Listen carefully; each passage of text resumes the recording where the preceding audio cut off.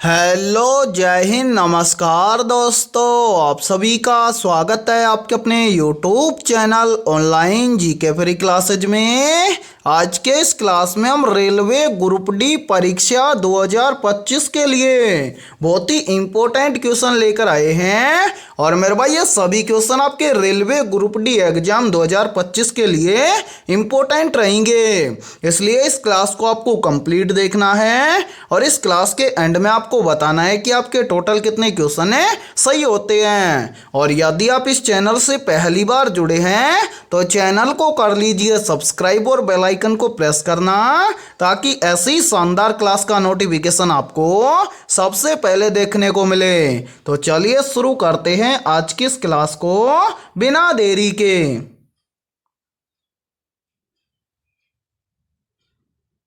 पहला प्रश्न है आप सभी के सामने। नीचे दिए गए प्रश्न में प्रश्न चिन्ह के स्थान पर आने वाली संबंधित संख्या को ज्ञात करें। यानी कि पहला प्रश्न आप सभी के सामने नंबर एनालॉजी से संबंधित प्रश्न दिया गया है और आपसे पूछा गया है कि इस प्रश्न चिन्ह के स्थान पर कौन सी संख्या आएगी। तो मेरे भाई इस टाइप के प्रश्न को आप एग्जाम में देखते ही मात्र 2 से 3 सेकंड में कैसे सोल्व करेंगे, तो वो देखिए जब भी इस टाइप का प्रश्न आपको एग्जाम में दिया जाए तो आपको क्या करना है। सबसे पहले तो आपको यहां पर पता करना है कि 15 से यहां पर 62 कैसे बना है। यानी कि जिस प्रकार से 15 से यहां पर 62 बना है, सेम उसी प्रकार से हम यहां पर बताएंगे कि 16 से इस प्रश्न चिन्ह के स्थान पर कौन सी संख्या आएगी। तो मेरे भाई यहां पर ध्यान से देखिए इस प्रश्न को किस लॉजिक के आधार पर सोल्व किया गया है। तो सबसे पहले आप यहां पर देखिए कि 15 से यहां पर 62 कैसे बना है। तो 15 से 62 बनाने के लिए क्या किया गया है। सबसे पहले तो मेरे भाई इस 15 का किया गया है 4 गुना। तो यहां पर देखिए 15 का 4 गुना कर देंगे तो 15 का 4 गुना कितना होता है। तो 15 का 4 गुना होता है 60 और इस 60 के अंदर +2 करके यहां पर लिखा गया है 62। और ध्यान से देखिए 62 यहां पर आप सभी के सामने दिया गया है। अब हम भी क्या काम करेंगे, यही सेम लॉजिक लगाएंगे इस 16 के अंदर और इस 16 से इस प्रश्न चिन्ह की वैल्यू ज्ञात करेंगे। तो करेंगे क्या, सबसे पहले तो इस 16 का हम करेंगे 4 गुना। तो मेरे भाई यहां पर ध्यान से देखिए 16 का 4 गुना कितना होता है। तो 16 का 4 गुना होता है 64 और इस 64 के अंदर भी हम क्या कर देंगे +2 कर देंगे। तो 64 और 2 मिलकर बन जाएगा 66। यानी कि इस प्रश्न चिन्ह के स्थान पर संख्या भरी जाएगी 66। अब हमें देखना है कि 66 किसी ऑप्शन में है। तो हाँ सर 66 हमें दिया गया है ऑप्शन ए के अंदर है। तो पहले प्रश्न के अंदर ऑप्शन ए हो जाएगा सभी का करेक्ट आंसर है। तो उम्मीद करता हूं कि ये पहला प्रश्न आपको अच्छे से क्लियर हो गया होगा। और जब भी इस टाइप का प्रश्न आपको एग्जाम में दिया जाएगा तो आप फटाफट से सोल्व कर लेंगे। ठीक है, तो चलिए फिर अगला प्रश्न देखते हैं। दूसरा प्रश्न है आप सभी के सामने। नीचे दिए गए प्रश्न में प्रश्न चिन्ह के स्थान पर आने वाली संबंधित संख्या को ज्ञात करें। यानी कि दूसरा प्रश्न भी आप सभी के सामने नंबर एनालॉजी से संबंधित प्रश्न दिया गया है और आपसे पूछा गया है कि इस प्रश्न चिन्ह के स्थान पर कौन सी संख्या आएगी। तो मेरे भाई जल्दी से एक काम कीजिए, इस क्लास को रोकिए और इस प्रश्न को अपने स्तर से सोल्व करके कमेंट सेक्शन के अंदर कमेंट करके बताइए कि इस प्रश्न चिन्ह के स्थान पर कौन सी संख्या आएगी। तो उम्मीद करता हूं कि आपने इस प्रश्न को जरूर सोल्व किया होगा। तो आइए देखते हैं कि आपका आंसर क्या आया है। तो मेरे भाई इस टाइप के प्रश्न को आप एग्जाम में देखते ही फटाफट से सोल्व कैसे करेंगे, तो वो देखिए मैंने अभी आपको बताया था कि सबसे पहले तो हमें यहां पर पता करना है कि 82 से यहां पर 36 कैसे बना है। यानी कि जिस प्रकार से 82 से यहां पर 36 बना है, सेम उसी प्रकार से हम यहां पर बताएंगे कि 91 से इस प्रश्न चिन्ह के स्थान पर कौन सी संख्या आएगी। तो यहां पर ध्यान से समझिए इस प्रश्न को किस लॉजिक के आधार पर सोल्व किया गया है। तो मेरे भाई यहां पर देखिए देखिए यहाँ पर 82 से 36 बनाने के लिए क्या किया गया है। सबसे पहले तो यहाँ पर देखिए 82 किन किन संख्याओं से मिलकर बना है। तो मेरे भाई 82 मिलकर बना है 8 और 2 से। तो यहाँ पर क्या किया गया है, इस 8 में से इस 2 को घटाया गया है। तो 8 में से 2 को घटा देंगे तो यहाँ पर कितना बच जाएगा, 6 बच जाएगा। अब 6 से 36 बनाने के लिए क्या किया गया है, यहाँ पर इस 6 का किया गया है स्क्वायर। 6 का स्क्वायर कितना होता है, तो मेरे भाई 6 का स्क्वायर होता है 36। और ध्यान से देखिए 36 यहाँ पर आप सभी के सामने दिया गया है। अब हम भी क्या काम करेंगे, यही सेम लॉजिक लगाएंगे इस 91 के अंदर है और इस 91 से इस प्रश्न चिन्ह की वैल्यू ज्ञात करेंगे। तो करेंगे क्या, सबसे पहले तो मेरे भाई यहाँ पर देखिए 91 मिलकर बना है 9 और 1 से। तो यहाँ पर हम क्या करेंगे, 9 में से सबसे पहले तो 1 को कम कर देंगे। तो 9 में से 1 को कम करेंगे तो यहाँ पर बच जाएगा 8 और इस 8 का हम यहाँ पर क्या कर देंगे, स्क्वायर कर देंगे। 8 का स्क्वायर कितना होता है, तो मेरे भाई 8 का स्क्वायर होता है 64। यानी कि इस प्रश्न चिन्ह के स्थान पर संख्या भरी जाएगी 64। अब हमें देखना है कि संख्या 64 किसी ऑप्शन में है। तो हाँ सर, संख्या 64 में दी गई है ऑप्शन डी के अंदर है। तो दूसरे प्रश्न के अंदर ऑप्शन डी हो जाएगा सभी का करेक्ट आंसर है। तो उम्मीद करता हूं कि ये दूसरा प्रश्न भी आपको अच्छे से क्लियर हो गया होगा। और जब भी इस टाइप का प्रश्न आपको एग्जाम में दिया जाएगा तो आप फटाफट से सोल्व कर लेंगे। ठीक है, तो चलिए फिर अगला प्रश्न देखते हैं।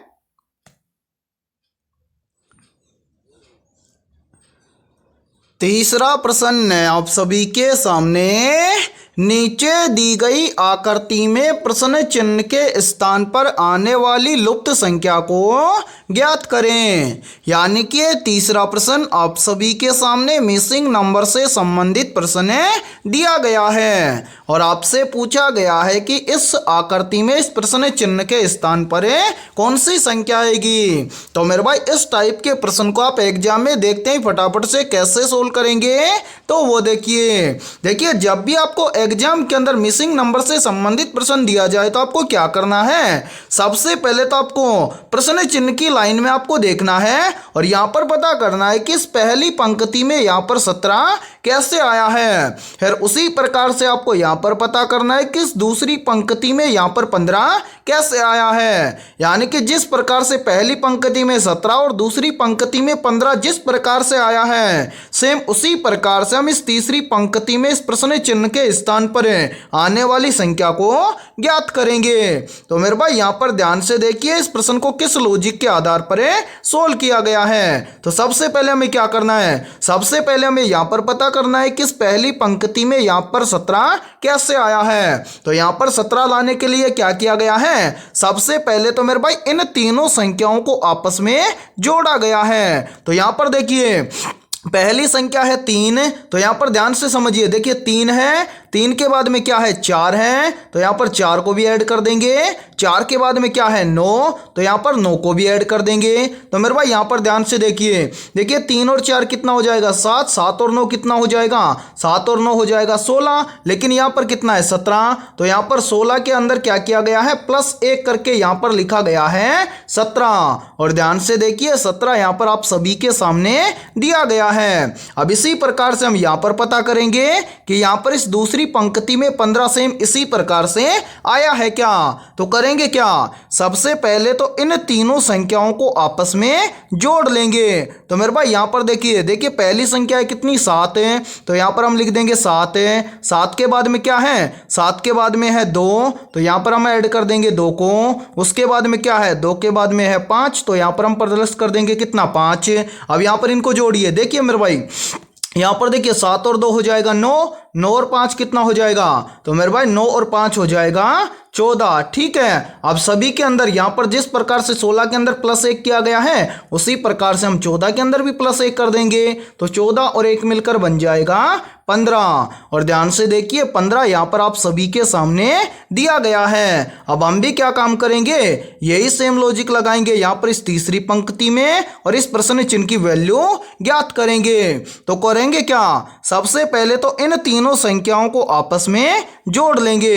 तो यहाँ पर देखिए पहली संख्या है 6, तो यहाँ पर लिखेंगे 6, उसके बाद में क्या है 8, तो यहाँ पर हम लिख देंगे 8 है। फिर क्या है 8 के बाद में है 3, तो यहाँ पर हम प्लस कर देंगे 3। अब इन सभी को यहाँ पर जोड़ लेंगे। देखिए मेरे भाई 6 और 8 हो जाएगा कितना 14, 14 और 3 कितना हो जाएगा, तो 14 और 3 हो जाएगा 17। अब सभी के अंदर +1 किया गया है, तो 17 के अंदर भी हम क्या कर देंगे +1 कर देंगे, तो 17 और 1 मिलकर बन जाएगा 18। यानी कि इस प्रश्न चिन्ह के स्थान पर संख्या भरी जाएगी 18। अब हमें देखना है कि 18 किसी ऑप्शन में है, तो आंसर 18 हमें दिया गया है ऑप्शन डी के अंदर है। तो तीसरे प्रश्न के अंदर ऑप्शन डी हो जाएगा सभी का करेक्ट आंसर है। तो उम्मीद करता हूं कि तीसरा प्रश्न भी आपको अच्छे से क्लियर हो गया होगा। और जब भी आपको मिसिंग नंबर से संबंधित प्रश्न दिया जाएगा तो आप अच्छे से क्लियर कर लेंगे या फिर अच्छे से सोल्व कर लेंगे, ठीक है। और इसी के साथ में देखिए आप सभी के लिए बहुत ही इंपॉर्टेंट सूचना है।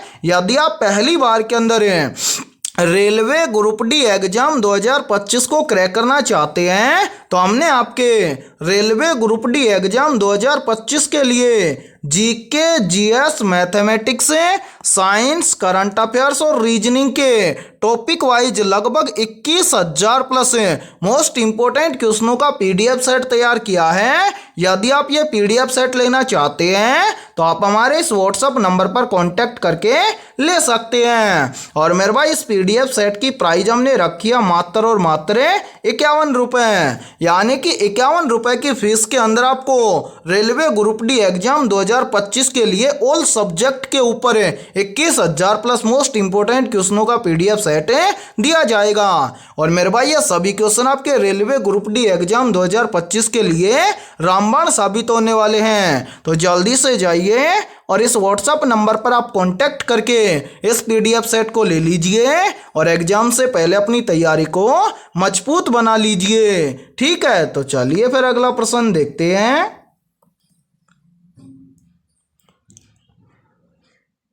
चौथा प्रश्न है आप सभी के सामने। नीचे दिए गए प्रश्न में प्रश्न चिन्ह के स्थान पर आने वाली संबंधित संख्या को ज्ञात करें। यानी कि चौथा प्रश्न आप सभी के सामने नंबर एनालॉजी से संबंधित प्रश्न दिया गया है और आपसे पूछा गया है कि इस प्रश्न चिन्ह के स्थान पर कौन सी संख्या आएगी। तो मेरे भाई इस टाइप के प्रश्न को आप एग्जाम में देखते ही फटाफट से कैसे सोल्व करेंगे, तो वो देखिए जब भी इस टाइप का प्रश्न आपको एग्जाम में दिया जाए तो आपको क्या करना है, सबसे पहले तो आपको यहां पर पता करना है कि 4 से यहां पर 13 कैसे बना है। फिर आपको इसी प्रकार से आपको यहां पर पता करना है कि 5 से यहां पर 21 कैसे बना है। यानी कि जिस प्रकार से 4 से यहां पर 13 और 5 से यहां पर 21 बना है, सेम उसी प्रकार से हम यहां पर बताएंगे कि 7 से इस प्रश्न चिन्ह के स्थान पर कौन सी संख्या आएगी।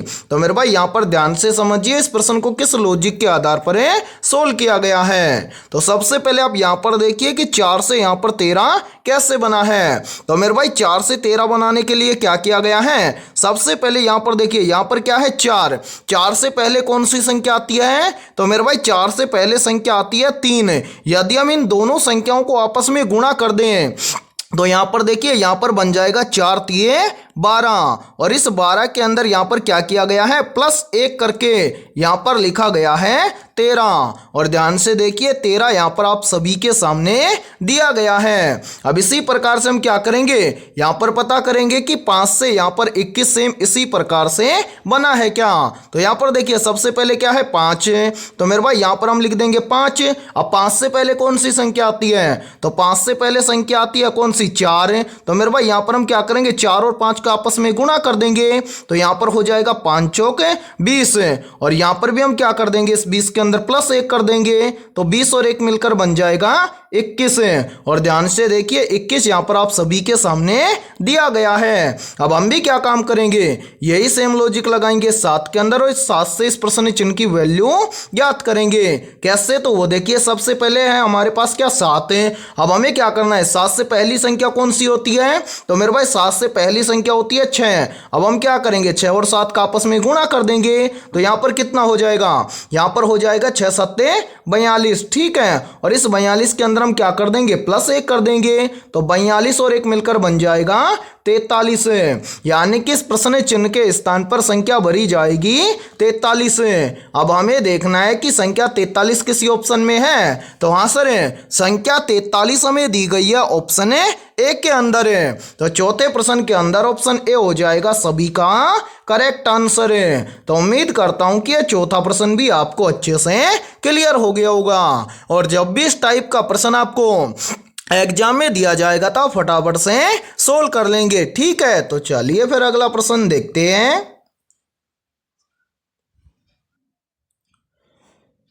पांचवा प्रश्न है आप सभी के सामने, नीचे दी गई श्रृंखला श्रेणी में प्रश्न चिन्ह के स्थान पर आने वाली संख्या को ज्ञात करें। यानी कि पांचवा प्रश्न आप सभी के सामने सीरीज से संबंधित प्रश्न दिया गया है और आपसे पूछा गया है कि इस सीरीज में इस प्रश्न चिन्ह के स्थान पर कौन सी संख्या आएगी। तो मेरे भाई इस टाइप के प्रश्न को आप एग्जाम में देखते ही मात्र 2 से 3 सेकंड में कैसे सोल्व करेंगे, तो वो देखिए आपको जब भी एग्जाम के अंदर सीरीज से संबंधित प्रश्न दिया जाए तो आपको क्या करना है, सबसे पहले तो आपको ये देखना है कि सीरीज में आपको क्या क्या दिया गया है। तो यहाँ पर देखिए सीरीज में हमें दिया गया है सबसे पहले 2 के बाद में 6 के बाद में 12 के बाद में 20 के बाद में 30 और 30 के बाद में हमसे पूछा गया है कि इस प्रश्न चिन्ह के स्थान पर कौन सी संख्या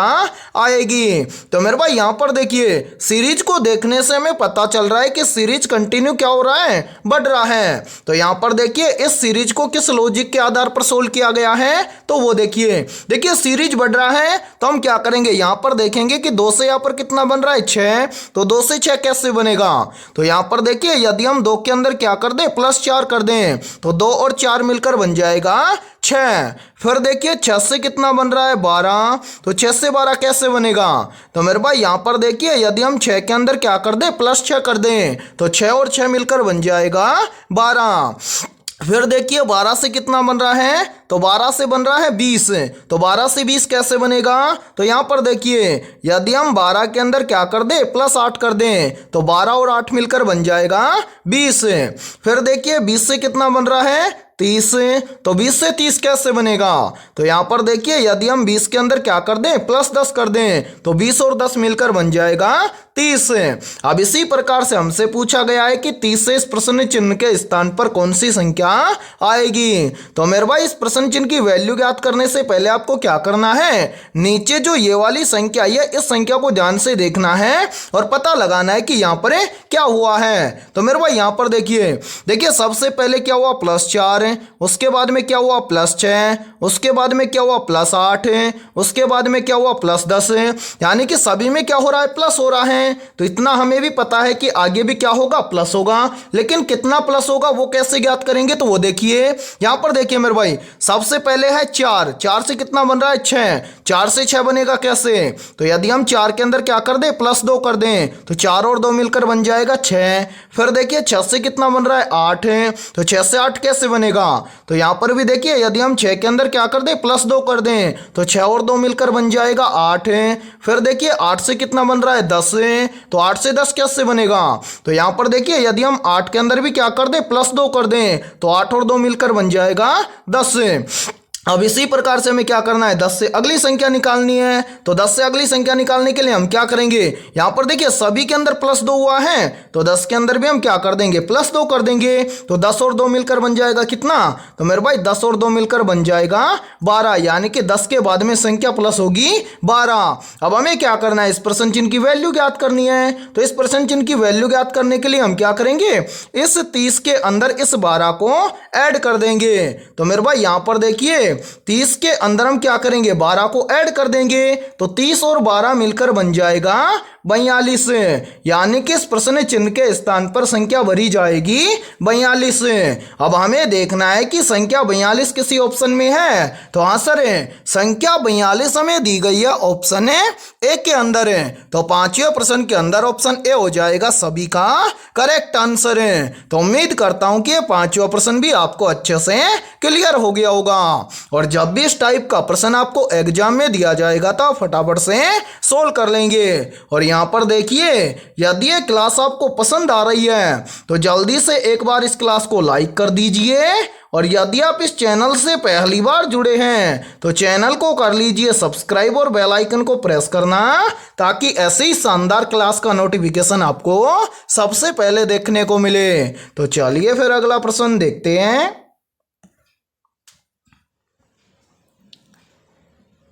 छठा प्रश्न है आप सभी के सामने, मनुष्य में सबसे बड़ी अंतःस्रावी ग्रंथि कौन सी है? मोस्ट इंपोर्टेंट प्रश्न है ये, तो जल्दी से बताइए इन चारों में से करेक्ट आंसर क्या होगा।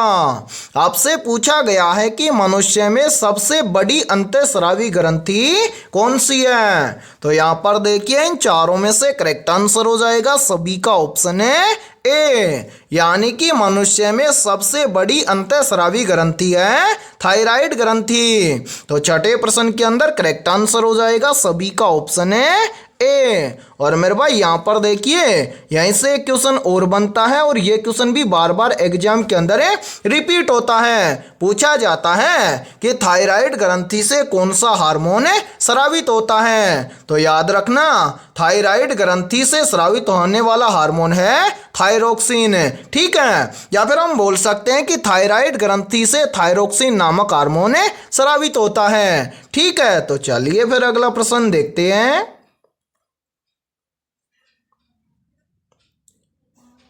सातवां प्रश्न है आप सभी के सामने, एड्स रोग किस वायरस से होता है? तो यहाँ पर देखिए इन चारों में से करेक्ट आंसर हो जाएगा सभी का ऑप्शन है बी, यानी कि एड्स रोग होता है HIV वायरस से। तो सातवें प्रश्न के अंदर करेक्ट आंसर हो जाएगा सभी का ऑप्शन है बी। तो चलिए फिर अगला प्रश्न देखते हैं। आठवां प्रश्न है आप सभी के सामने, निम्न में से किस विटामिन की कमी से रतौंधी रोग होता है? ऑप्शन ए है विटामिन ए की कमी से, ऑप्शन बी है विटामिन सी की कमी से, ऑप्शन सी है विटामिन B12 की कमी से, और ऑप्शन डी है विटामिन डी की कमी से। तो यहाँ पर देखिए इन चारों में से करेक्ट आंसर हो जाएगा सभी का ऑप्शन है ए, यानी कि विटामिन ए की कमी से रतौंधी रोग होता है। तो आठवें प्रश्न के अंदर करेक्ट आंसर हो जाएगा सभी का ऑप्शन है ए। तो चलिए फिर अगला प्रश्न देखते हैं। नौवां प्रश्न है आप सभी के सामने, मनुष्य के मस्तिष्क में कितने मुख्य भाग होते हैं?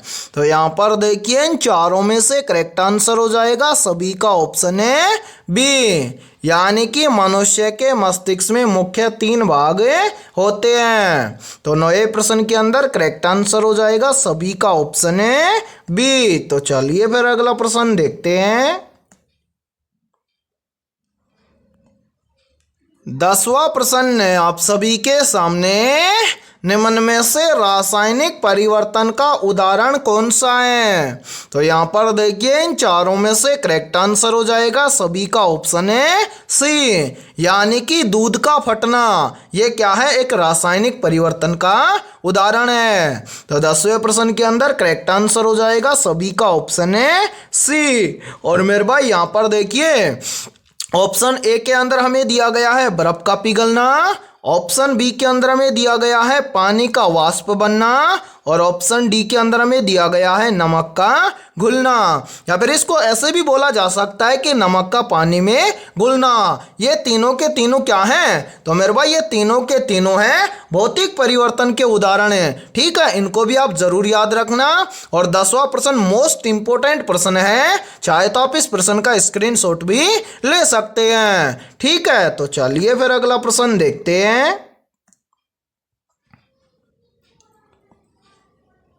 11वां प्रश्न है आप सभी के सामने, किस अम्ल का उपयोग बैटरियों में होता है? ऑप्शन ए हाइड्रोक्लोरिक अम्ल का, ऑप्शन बी है सल्फ्यूरिक अम्ल का, ऑप्शन सी है नाइट्रिक अम्ल का और ऑप्शन डी है हाइड्रोफ्लोरिक अम्ल का। तो यहाँ पर देखिए इन चारों में से करेक्ट आंसर हो जाएगा सभी का ऑप्शन है बी, यानी कि सल्फ्यूरिक अम्ल का उपयोग बैटरियों में होता है। तो 11वें प्रश्न के अंदर करेक्ट आंसर हो जाएगा सभी का ऑप्शन है बी। और मेरे भाई इस क्लास के अंदर आपको एंड तक बने रहना है, क्योंकि इस क्लास के अंदर बहुत ही इंपॉर्टेंट क्वेश्चन होने वाले हैं और ये सभी क्वेश्चन आपके एग्जाम के लिए भी इंपॉर्टेंट रहेंगे। ठीक है, तो इस क्लास के अंदर आपको एंड तक बने रहना है और आपके जितने भी दोस्त हैं रेलवे ग्रुप डी एग्जाम 2025 की तैयारी कर रहे हैं तो उनके पास भी इस क्लास को ज़्यादा से ज़्यादा शेयर करें। ठीक है, तो चलिए फिर अगला प्रश्न देखते हैं।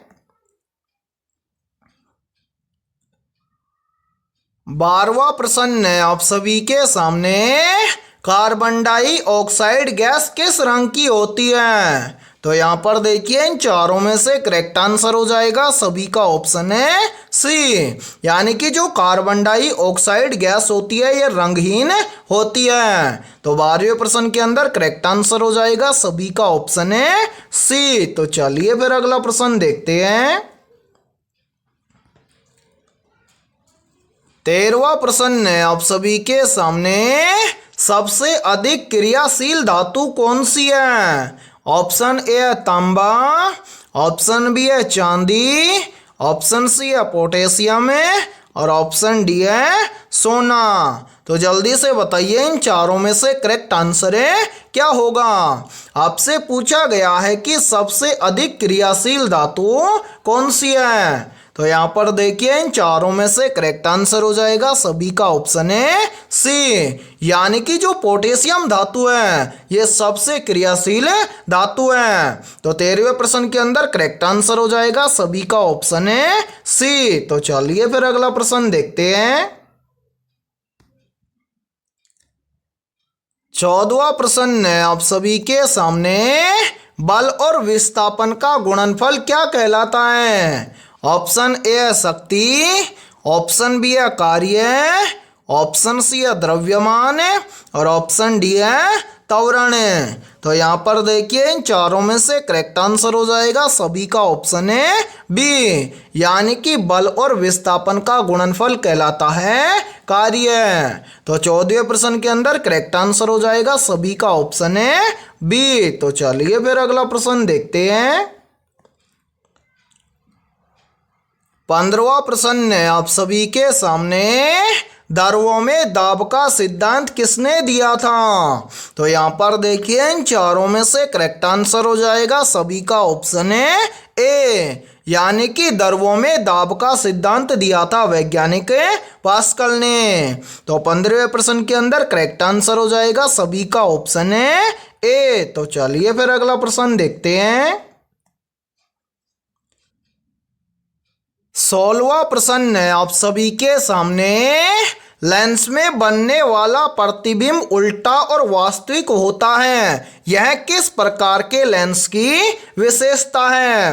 वेरी वेरी इंपॉर्टेंट प्रश्न है ये, तो जल्दी से बताइए इन चारों में से करेक्ट आंसर क्या होगा?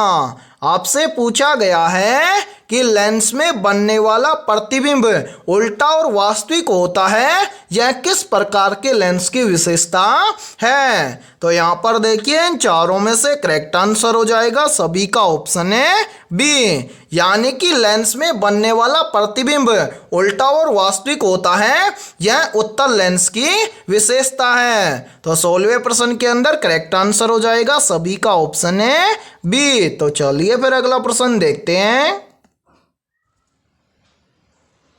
17वां प्रश्न है आप सभी के सामने, तापमान में वृद्धि होने पर द्रव का आयतन कैसा होता है? तो यहाँ पर देखिए इन चारों में से करेक्ट आंसर हो जाएगा सभी का ऑप्शन है ए, यानी कि तापमान में वृद्धि होने पर द्रव का आयतन बढ़ जाता है। तो 17वें प्रश्न के अंदर करेक्ट आंसर हो जाएगा सभी का ऑप्शन है ए। तो चलिए फिर अगला प्रश्न देखते हैं। 18वां प्रश्न है आप सभी के सामने, वस्तु की चाल में परिवर्तन उत्पन्न करने वाला कारण क्या होता है? तो यहाँ पर देखिए इन चारों में से करेक्ट आंसर हो जाएगा सभी का ऑप्शन है बी, यानी कि वस्तु की चाल में परिवर्तन उत्पन्न करने वाला कारण है बल।